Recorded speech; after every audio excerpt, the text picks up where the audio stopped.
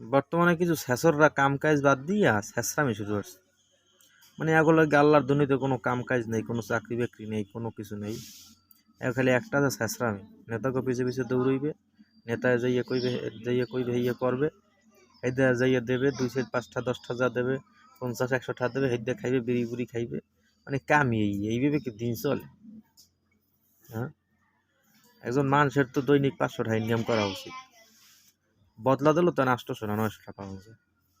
ছেসরামি করা লাগবে, নেতার হকার পিছু দৌড়ান লাগবে। যে নেতায় ছেসরামি হিয়েবে, যে নেতায় ওই যে চান্দাবাজি হিয়েবে, দান্দাবাজি হিয়েবে, বিড়ি খাওয়া হিয়েবে, এ নেতার পিছু দৌড়িয়ে লাভটা কি? কোনো তো লাভ নেই এখানে ভাই। তোমার আসল লাভ হইলে তোমার কর্মের মধ্যে, তোমার পড়াশোনার মধ্যে। তুমি কর্ম করো, নিজের পরিবারের সময় দাও। এই নেতার পিছে, এই সমস্ত নেতার পিছে সময় দিয়ে তোমার কোনো লাভ নেই। জীবন ধ্বংসই জীব, কাল অল্প তো ধ্বংসই জীব। আর নগদে জিদ দেখতেছো যে বিনা ঠায় আটতেছো আর করতেছো, লগে লগে 50, 100 টাকা পাইতেছো, 200 পাইতেছো, তোমার আল্লাহ চলতে আছে। যখন কিন্তু তুমি বিয়ে শাদি করবা, তা বিয়ে শাদি না করলা, নিজে যখন খাবা, ঘরে যাই খাবা, তখন খাবা কি? উন্দুর মাটি খাবা? সাবধানাও, ভালোই যাও, ভালোই পয়সা লাগে না, তোমারই ভালো হইবে। বুঝিতে পারলে তো পারলাম, না পারলে নাই। ধন্যবাদ সকলকে, আসসালামু আলাইকুম।